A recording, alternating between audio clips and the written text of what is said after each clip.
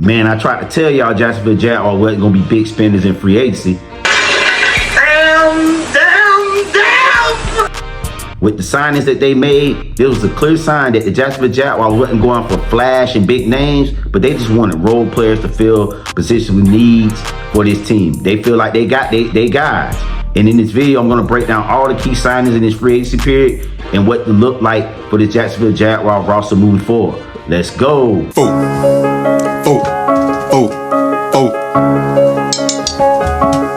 I'm terrific, I'm finessing in that kitchen, dead Fisher. Dope yellow collar, something like or Indiana faces of Reggie Miller. I'm in that bit like a.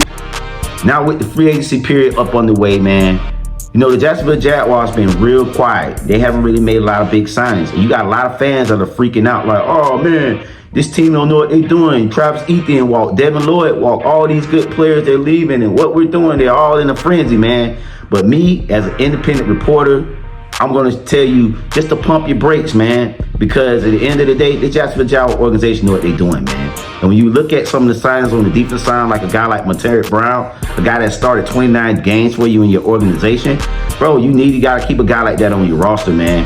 And he's been a key piece to this defense this year, as well as, you know, being a guy that can be relied upon in the Campanelli system. So I thought that, you know, they valued him more than they valued Travis Etienne and any other guys because the defense was a need. And when a guy like Montero Brown, who's getting offers off the market that he could have signed for someone else better, to say he want to stay in Jacksonville and, you know, continue his career, was monumental. And I think with comparing him with Travis Hunter this upcoming season, it's going to be great to see on his defense. So I thought Montero Brown was a good signing. And I think that, you know, it's going to be a key piece for what the Jaguars do if they want to have success this upcoming season. Now, another guy on the defense that a lot of people ain't making a real big fans about was Dennis Gooded. Dennis Gooded was a guy who played majority in the backup role last year. You've seen very limited action last year, but with the departure of Devin Lloyd, a guy we couldn't afford, you had to get a guy like Dennis Gooded in. He's going to play a bigger role on this defense this year. And with the departure also with Dewey Wingard, a guy that was beloved by fans, I think this guy Dennis Gooded replaces that role not in the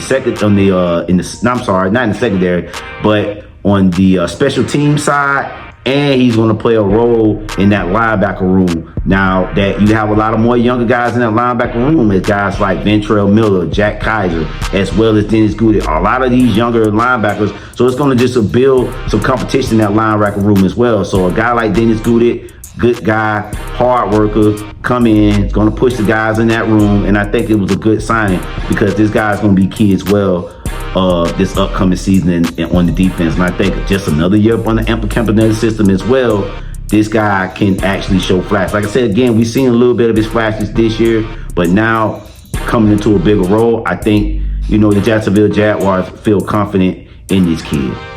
So let's move over to the offensive side of the ball, man, and let's talk about some of our offensive free agent signings.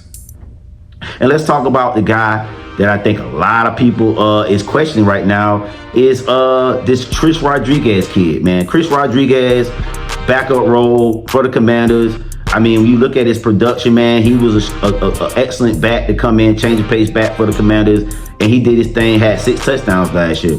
But a lot of fans are worrying, like, why we give Travis Etienne and we go get this guy, man? He's a backup, he's ass, and all this other stuff. But you got to mention, man, like I said again, man, the Jacksonville Jaguars went into free agency looking for specific needs. And I'm going to let you guys hear listen to James Gladstone talk about his strategy. We talked team building philosophy briefly. I mean, kind of quiet through free agency. There's been that frenzy, and Jaguars fans not necessarily used to it. So maybe a little bit of frantic waiting for you to do something there. Man, quite a bit different than, you know, a year ago today, right? We came out the gates, what you might call as hot, signing double-digit free agents, external free agents right off the bat a year ago. And, you know, the whole approach to that cycle was raise the floor of the football team, and that was a part of it. We're at a stage now where, you know, a higher volume of draft capital is what we're hunting up, and those compensatory picks. When you think about high-priced free agents of ours ended up signing elsewhere, well-deserved contracts. I mean, a lot of guys. And you can hear these guys kind of know what they're doing. And you look at, a guy like Chris Rodriguez, you look at his production and you look at Travis Etienne production. I mean, they're pretty much the same, man, in a sense. Now, he does have less carries and less touchdowns, things like that. But if you put Chris Rodriguez in a bigger role and you looking at the production that he had last year, I think the Jacksonville Jaguars look like, okay, we won't be a big drop off. You know what I'm saying? We still have the same level of production in the running game that Travis Etienne gave us, and this guy Chris Rodriguez, mixing him with guys like LaQuint Allen and Tootin.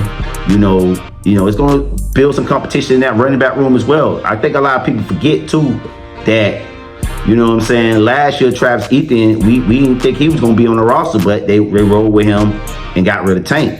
So I think, when you look at this running back room, guy like Chris Rodriguez, we need a guy that can be a short yardage back. You got your change of pace backs and Tootin and Quint Allen with the speed. So I think, Liam Cohen has a nice little combination. And this year is going to be running back by committee, situationally, things like that. I don't think, all these running backs are going to be, there won't be a lead running back, I should say. But this Chris Rodriguez signing is big, and it gives us a need at running back.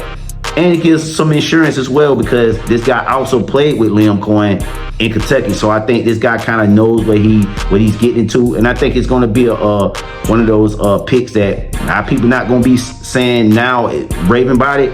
But by the end of the season, people going to be thanking James Gladstone that we did get this kid, Chris Rodriguez, man.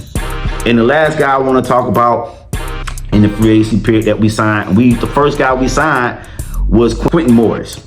Re-signed to Quentin Morris, man. Like I said, Quentin Morris was a guy that, was on the roster, but with the departures of Johnny Munt and Hunter Long, the Jaguars needed to solidify a tight end. And when you look at a guy like Quentin Morris' skill set, he does some of the same things that Brenton Strange does. He's good at blocking. He can catch.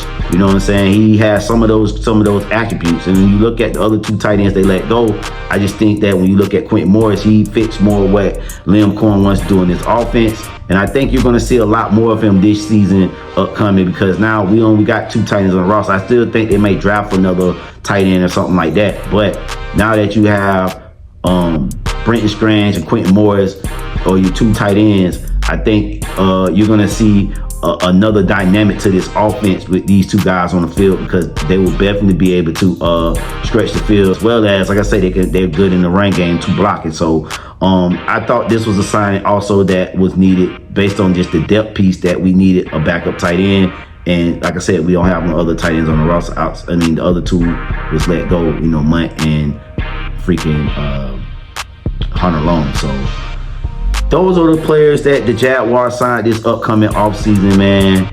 I say it's not the flashy names, and a lot of people might not agree with some of these signings. But again, man, when you don't have a whole lot of money in free agency, man, you got to do what you got to do. And I think the Jaguars is okay with running it back with the players they have. They feel like they have the core, and they just need just pieces here and there. And I think it's going to work out, with this team, man. This team is hungry. They're motivated. And I think these key additions, and they're still not done yet. You still got the draft, and it still may be a couple other players that may get picked up throughout this free agency period. But I think for the most part, the Jacksonville Jaguars have their pieces in place, and they're ready to run it back again for 2026, man. So y'all get in the comment section. Let me know your thoughts, man. Is there some other players out there that you think the Jaguars should have went at? Or do you think that, we should have made a stronger push at keeping some of the players that we left, man? Get in the comment section. Let me know your thoughts. It's your boy Joe. I'm out. Peace.